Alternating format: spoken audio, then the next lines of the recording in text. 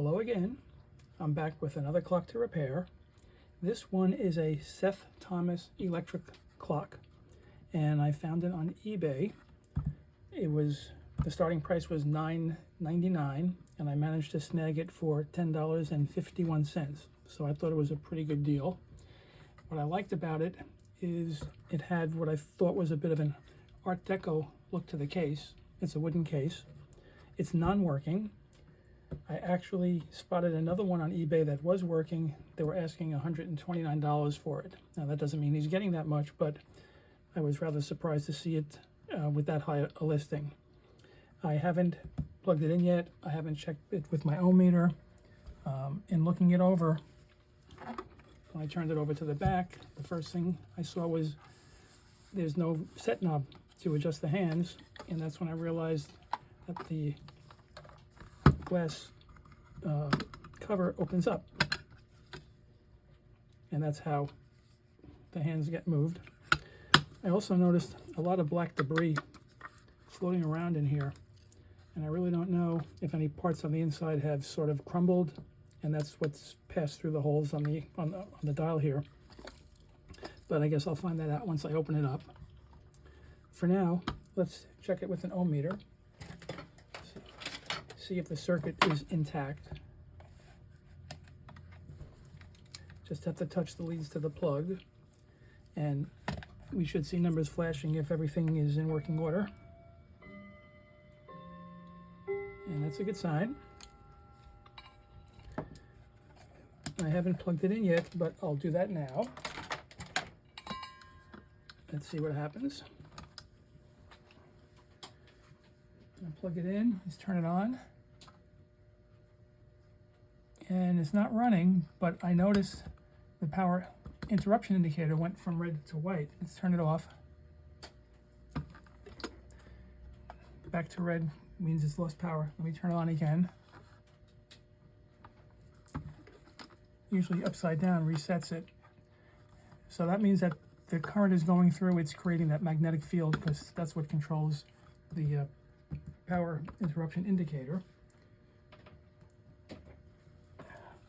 Also, in looking it over on the bottom, they have the model name. It's called the Dynaire 2E, and there's a date code here, 5404, which means this was made in April of 1954.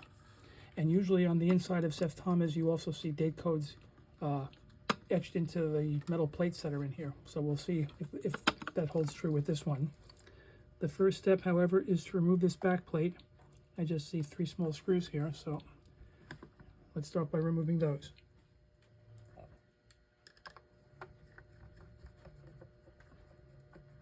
There's 1, 2, and 3.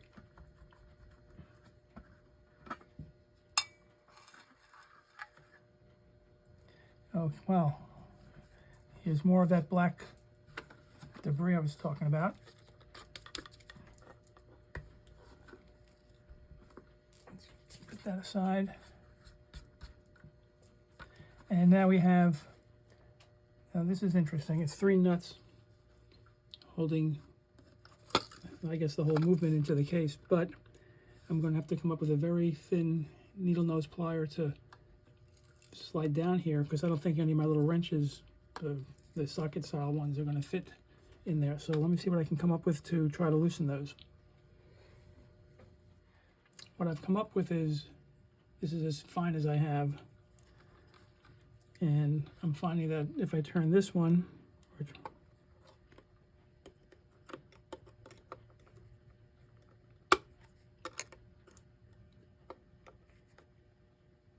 I'm able to rotate this nut a little bit. It's starting to loosen. But this one and this one are on really tight. So I'm going to put some WD-40 over the threaded post here and let it soak in for a while. I just spray some in a small cap.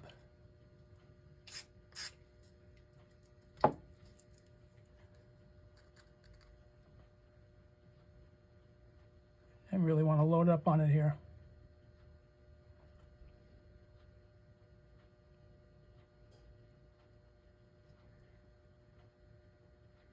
All right, we'll give that a good 10 or 15 minutes. And if that doesn't work, I'll try hitting it with some liquid wrench.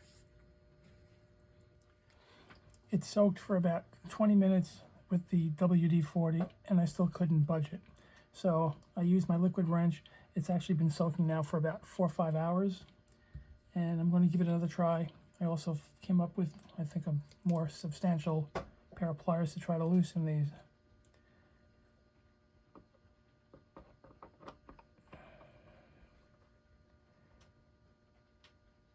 And it's turning. How about that?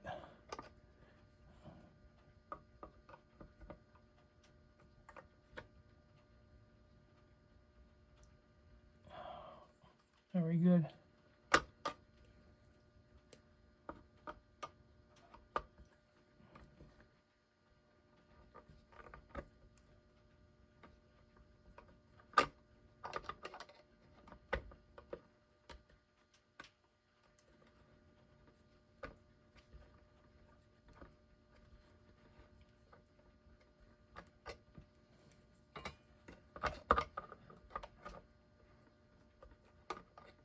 I got one off.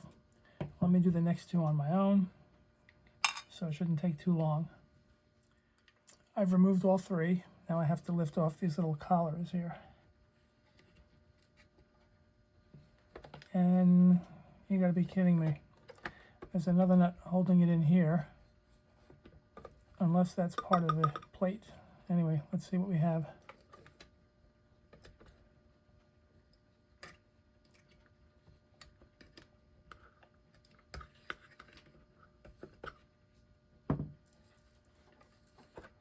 There you go.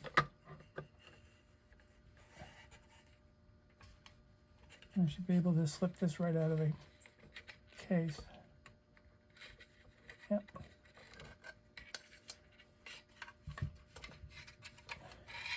Get the power cord out of here.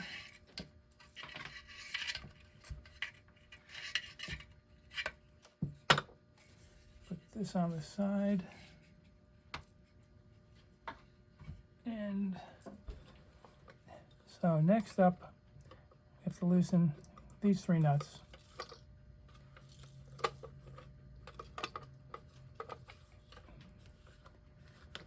All right, let's see how easy that's going to be.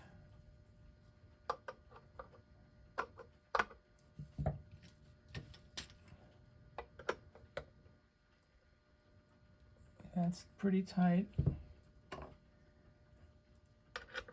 Let's see if I can use,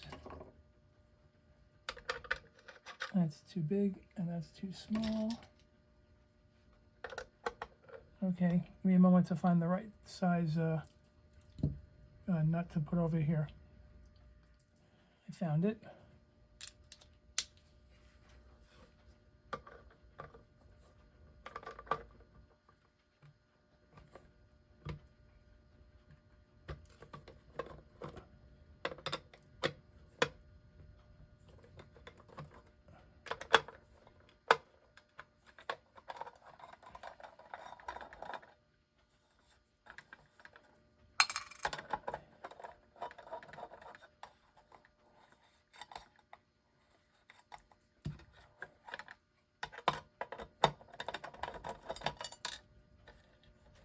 And one more.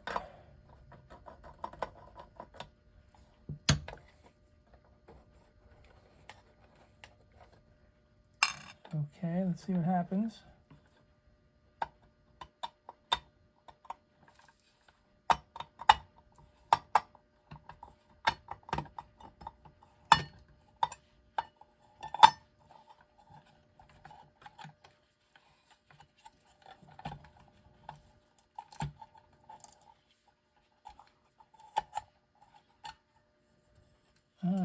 Okay.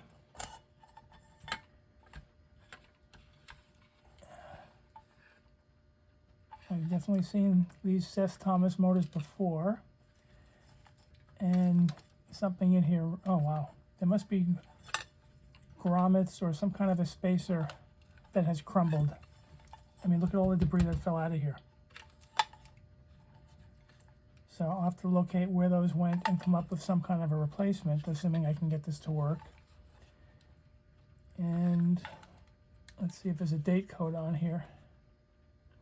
I'm reading 1258, so, which is hard to believe because the case said 52, which doesn't, well, what that means is the case may have been made a few years before this clock was put together, but this one's definitely 1958 now.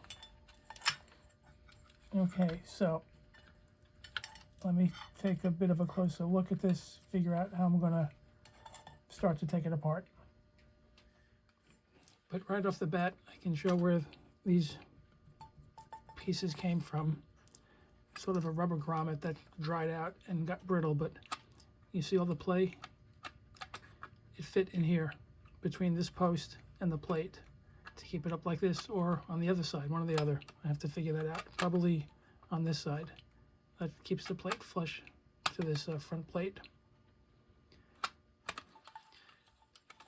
All right, let's take a closer look.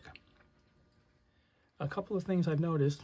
One is I cleaned off a bit of dirt that was over the date code here, and I originally read it as 1258, December of 1958.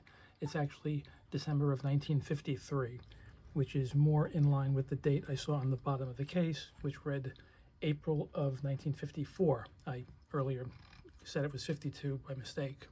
Another thing I've noticed is that I don't know yet if all the dirt that's built up on the gears is what's causing this not to run, or if the motor is frozen. But what I want to try to do is let me plug it in again and see if I can get anything moving. Okay, it's plugged in.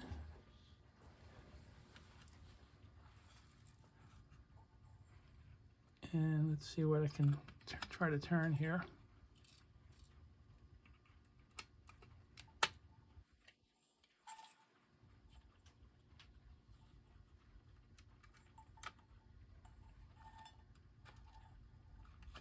Oh, nothing really wants to budge. Oh, here we go.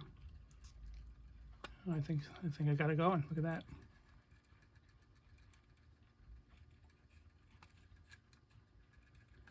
All right, so now we know it runs.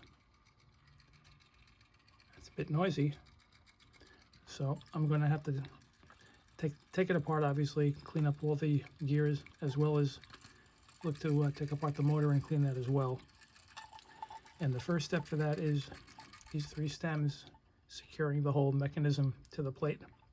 But before I even do that, let me remove the hands.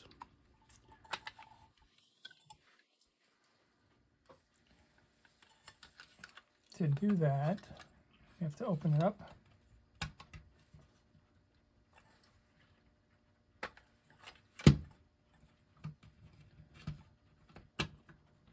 There we go.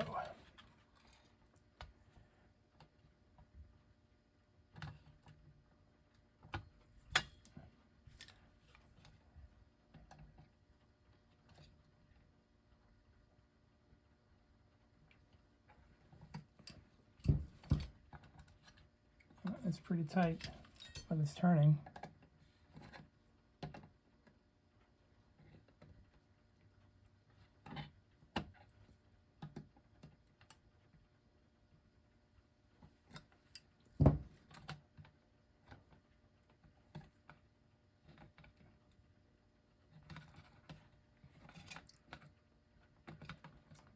Very tight.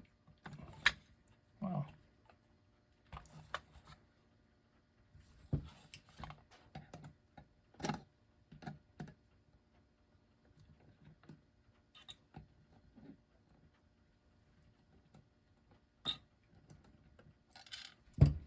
There we go.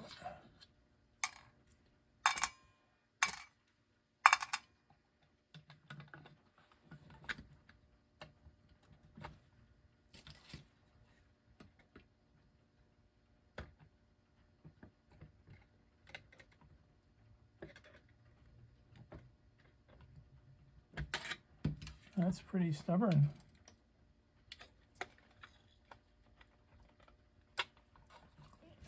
That's on rather tight. All right, I'm going to put a bit of my WD-40 on the stem here. Let it soak in a bit. I don't want to risk bending the hands. There's a lot of play in trying to move this out.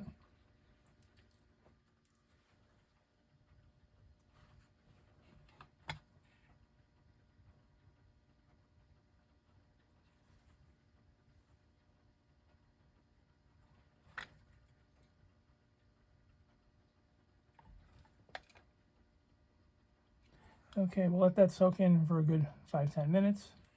And in the meantime, I'm going to take a few photos of the arrangement of all the gears in here so I have a good idea of how it's supposed to look. So let me work on that. Okay, let's try again.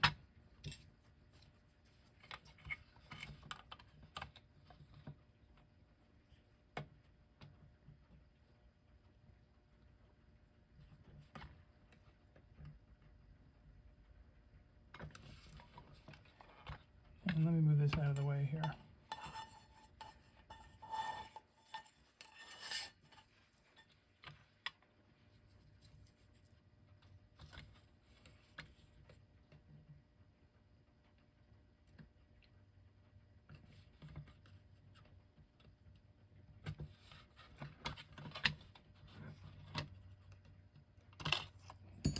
Okay.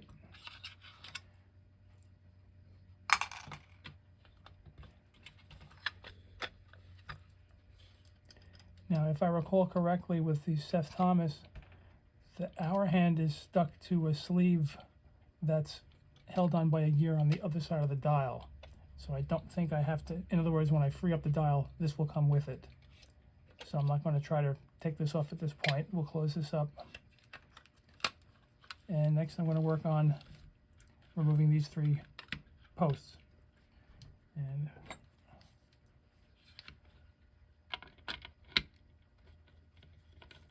oh, that one is kind of loose.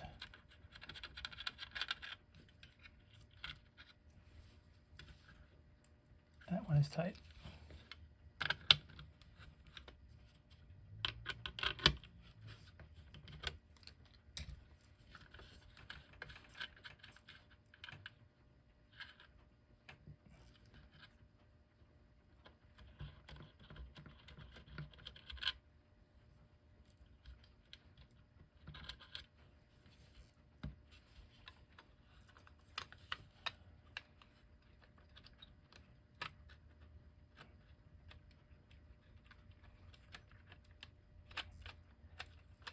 Okay, it's not sliding out the way I thought it would.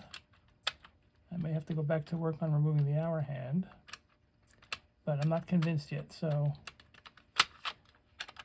I think what I'm going to do next is remove the motor from the whole mechanism.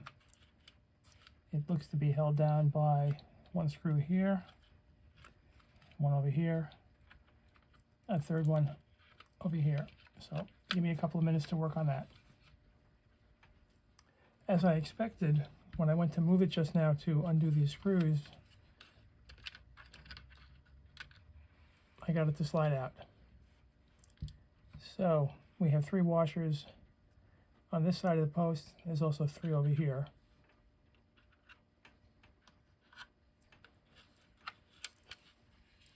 Okay, so anyway, I still want to proceed with removing the motor. So give me a moment to do that. I've removed 2 of the screws. Let me do the last one.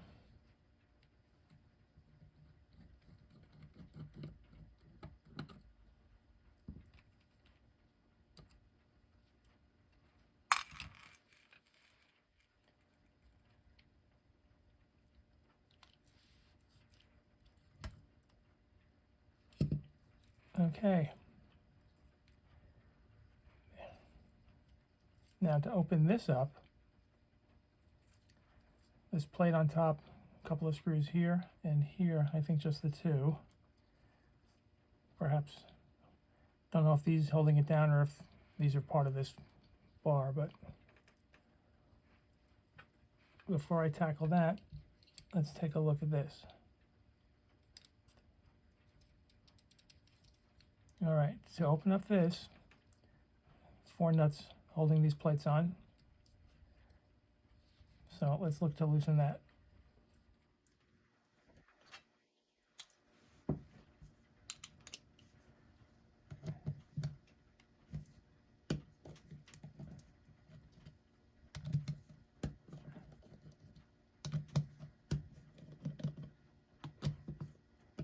All right, they're loose.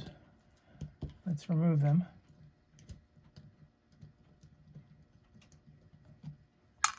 One, two,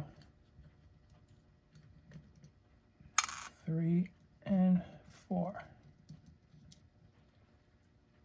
So I'm going to try to lift up this plate. It should give us access to the gears under it.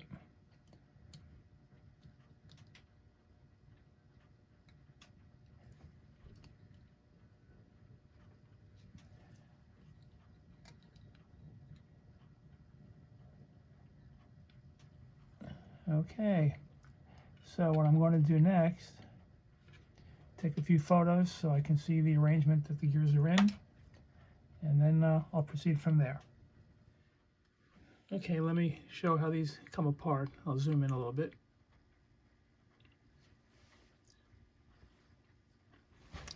So first, we have this one, and this is stuck in a spring here.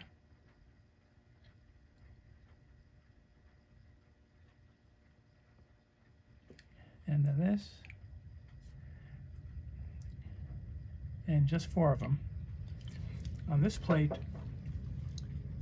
these gears are riveted in place, so they're not coming off. I'll just be cleaning this by hand. But these gears I'm going to place in my ultrasonic with some hot soapy water. The plates I'll probably clean by hand. I have to be careful not to disturb the spring that's here. So let me get to work cleaning all of this up.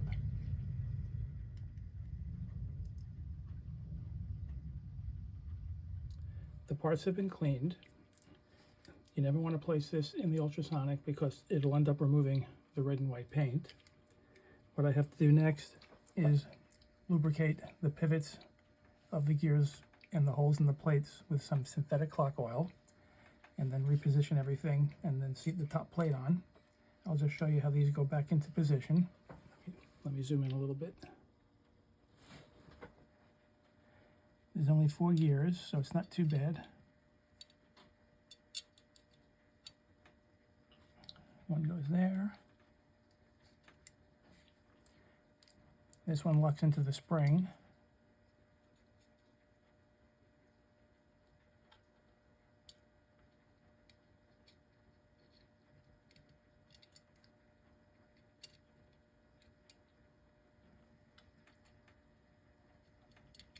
There we go. So we have the 4. This will be positioned right over it. I'm going to take it apart again, lubricate everything, and then just reassemble this. So when I come back, the whole mechanism will be put back together.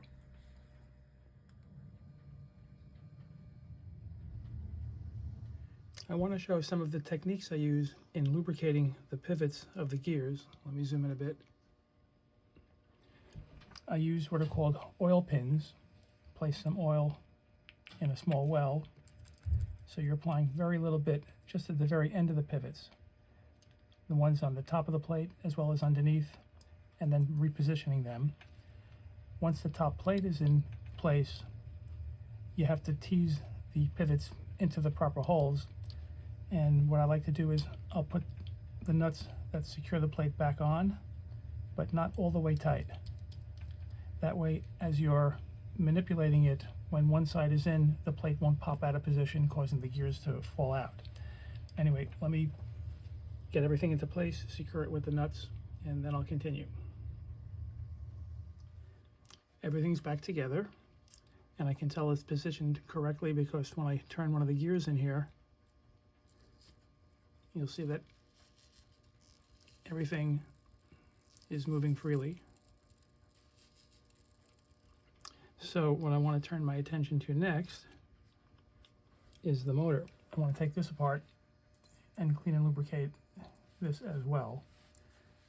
We have a couple of screws here and 2 over here.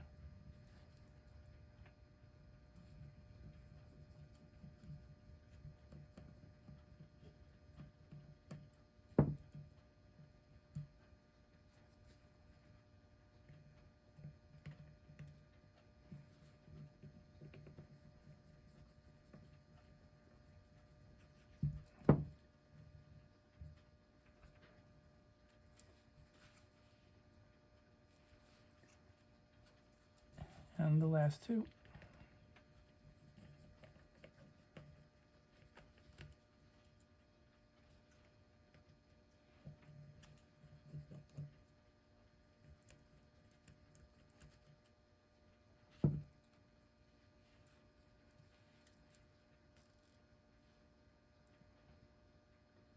Okay, this is where I have to do most of my cleaning.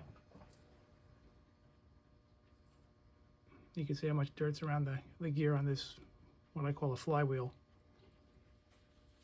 There'll also be a lot of dirt built up in here, which I think can be demonstrated with a bit of a Q-tip.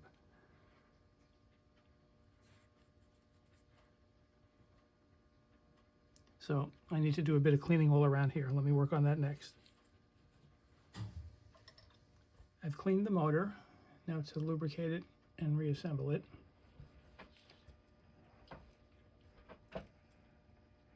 Put a bit more oil in the well.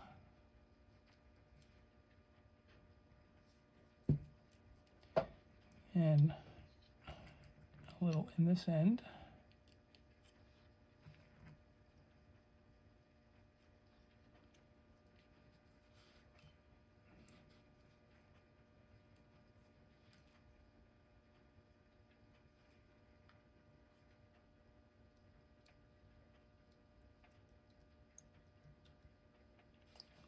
And a bit of oil at the other side.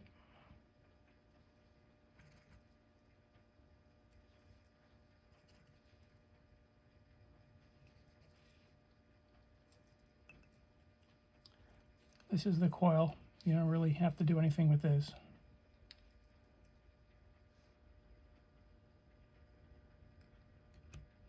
Okay, I'm going to go ahead and secure it with the 4 screws again, and then I'll continue.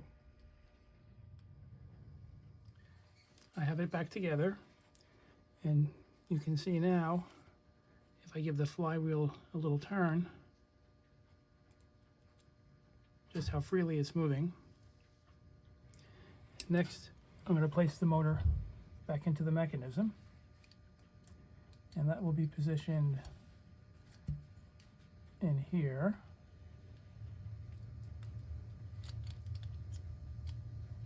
And now I just have to secure it with the 3 screws here. One's over here, here, and under the wire. So let me work on that. But before I do that, let me plug the motor back in just to confirm that it's working. Okay. Plugged in.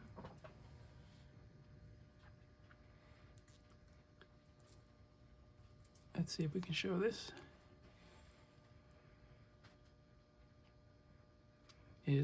It's working. All right, now I'll get it back into the mechanism.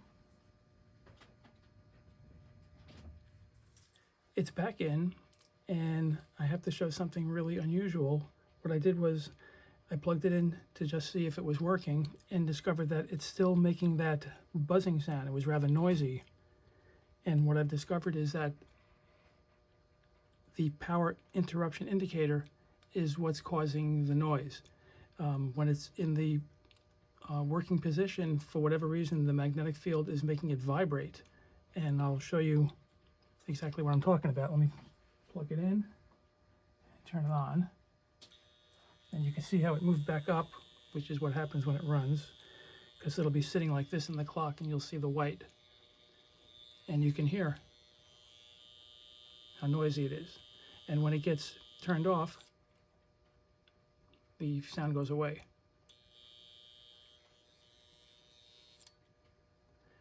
Which means, and I really don't know why this is, when I touch this, I can feel the vibration in it. And it's obvious noisy to quiet.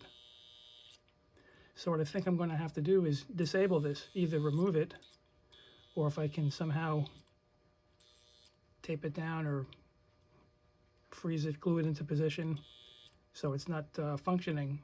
That's the only way I'm going to get a quiet clock to run. So let me see how I'm going to approach it. I may have figured out a way to eliminate the noise. What I did was this arm over here it was very close to this one on the outside, and I just kind of bent it in a little bit. And for whatever reason, that has stopped causing the vibration in here. So right now it's on, and I'm not hearing any sounds, and if I move it to the down position, it's equally quiet. So I'm going to proceed with it. We'll keep it in place. And what I want to work on next is the dial.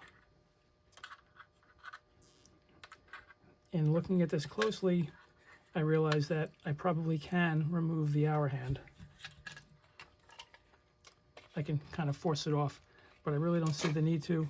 I think I can nicely clean up the dial, clean up the glass, and the hand with it staying in place. So I'm going to get to work on that next. I've cleaned the dial. I also polished up the chrome rim as well as the hands. And what I want to do next is position the mechanism back onto the dial.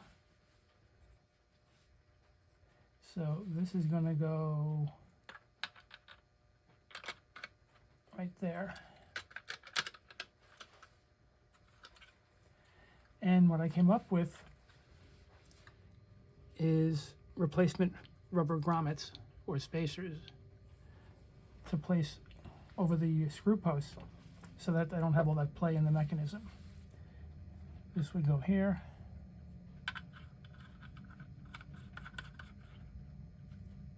And this one here.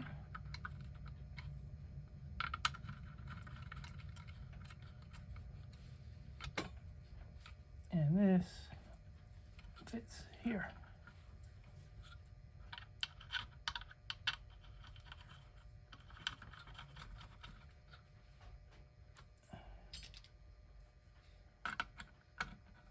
Not the right size.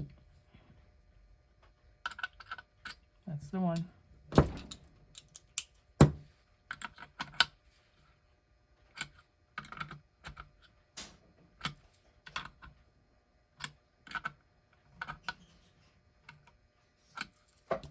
So now, there's no play anymore. This is a nice snug fit. The next step would be to place this back into the case, but before I do that, I want to give the case a good cleaning. I'm sure there's a lot of dirt covering the wood. Bit of a scratch here, which I can't do too much about that, but I'll try to clean this up, maybe do a bit of a wax polish. I don't really have any stain that would be appropriate for it. So just a cleaning and a waxing. I also need to reposition the minute hand, and let's see if I can work on that next. I think the best way for that is open it up, position the hour hand,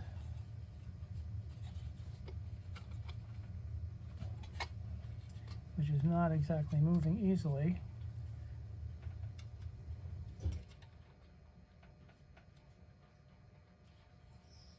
Okay, got to move the minute hand to get the hour hand to the 12.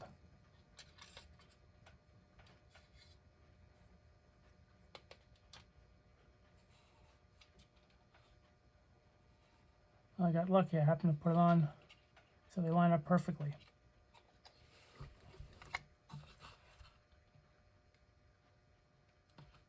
And then I have this little nut goes back on to secure it.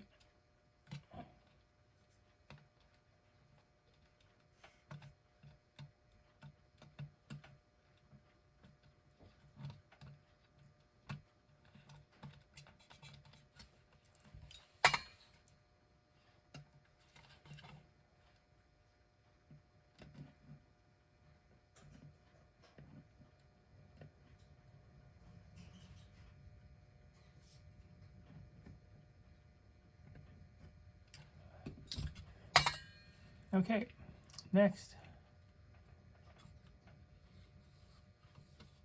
let's put this aside, and I'll get to work on the case. But one thing I thought of to show is, let's see if the power loss indicator is working. So there's no power. It drops down to the red. Let me plug it in and turn it on. And I just recalled earlier when I first plugged it in and said it wasn't running, I was half expecting to see a second hand moving, but this clock doesn't have one. Anyway, as you can see, it flipped back to the white, which means there's power. Let me turn it off.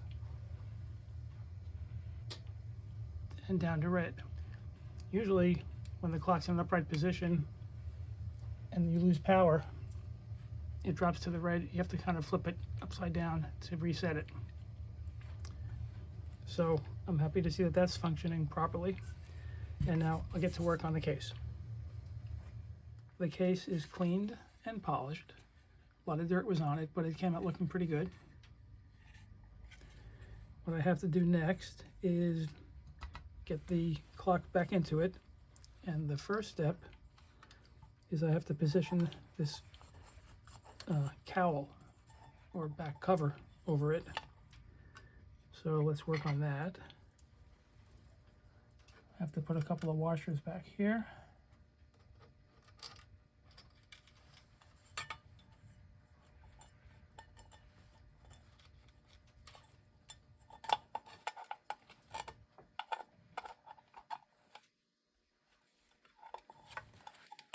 And the tricky part is lining it up.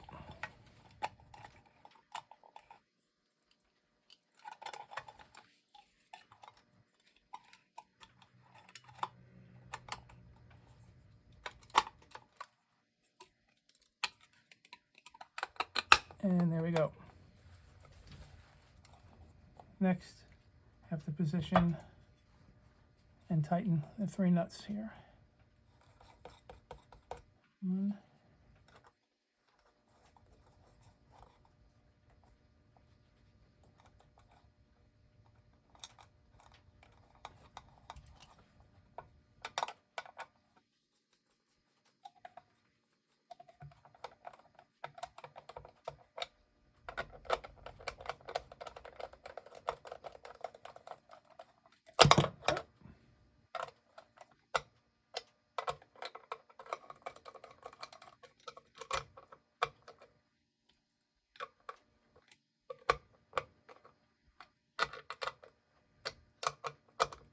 okay.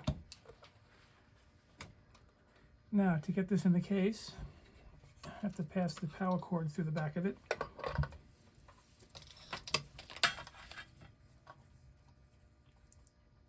And I have this little rubber grommet here that fits in the back.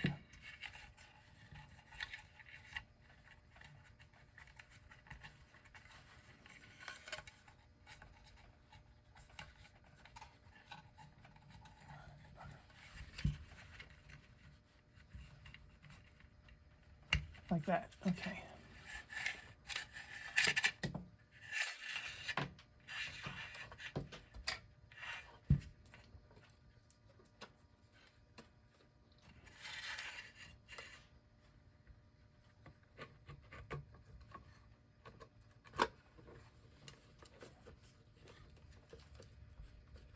And let's put this towel back here, cushion the glass. Next I have to put the little sleeves in position.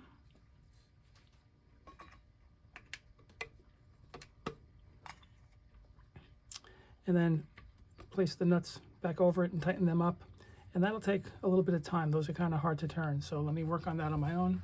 And once everything is secured, I'll continue. Everything has been tightened. Now I have to put on the back plate. Just 3 screws for that.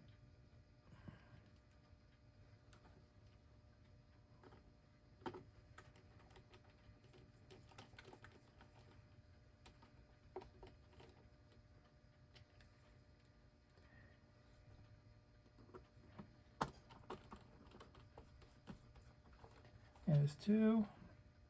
And the last one.